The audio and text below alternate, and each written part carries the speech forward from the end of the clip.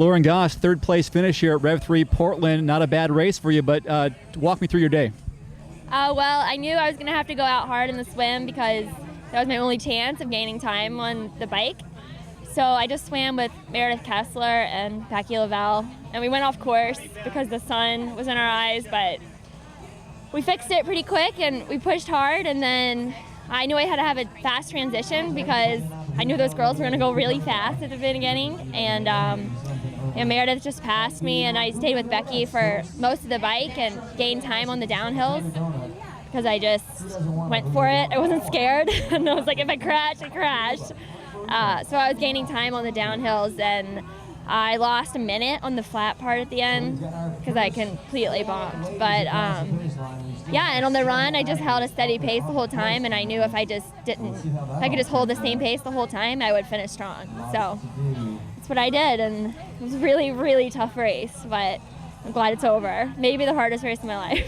Yeah, tell me about that, because people are saying that left and right about how difficult this course is, maybe one of the most difficult half iron distance races out there.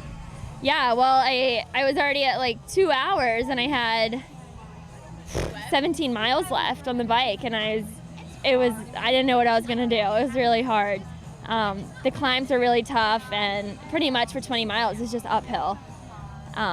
And the roads weren't closed, so there were cars coming in the other lane, and so it was kind of scary. But yeah, that was only my third half, so I'm pretty happy to stay a podium with Meredith Kessler and Angela Nate.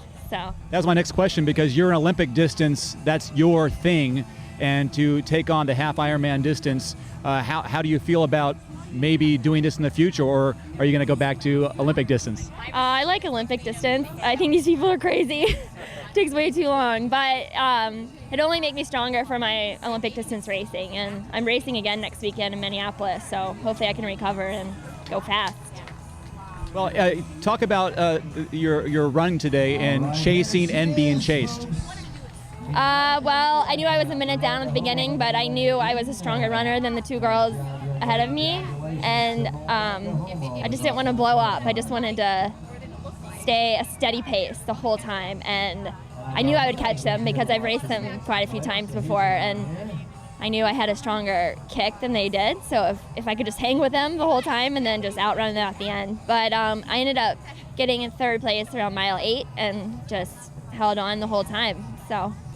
Were you running scared? Were you running confident? I was running scared because everyone kept saying Becky was like 10 seconds behind me, but she was like a minute behind me. But that was good, so I just kept pushing as hard as I could. The last mile, I didn't think I was going to make it, but I did. So, yeah, the fans were great, and it was great. And it was great seeing my Timex teammates out there, too. Any takeaways from this race? Any lessons that you've learned at this distance, or something that came across today, that whether it was nutrition, your fitness level, anything like that? Well, I took a gel every 30 minutes on the bike, and I think that really helped me, even when I didn't think I needed it. I didn't ever bonk too hard, but really just to maintain the steady pace the whole time. It's not Olympic distance, and you can't go out too hard or you'll die. So I think maybe I pushed the hills a little too hard, but I really wanted to stay with the girls and just see if I could hang with them, and I paid for it the last 10 miles of the bike. I paid for it really bad, but yeah, I just learned that pacing is important. Unlike Olympic distance is racing, it doesn't matter what your pace is, you just stay with the group. And here, the race is so long, and 13 miles, a lot can happen. So, how do you feel about your inclusion into the pro ranks? I mean, you're a young pro, but to be out there racing against some very accomplished triathletes.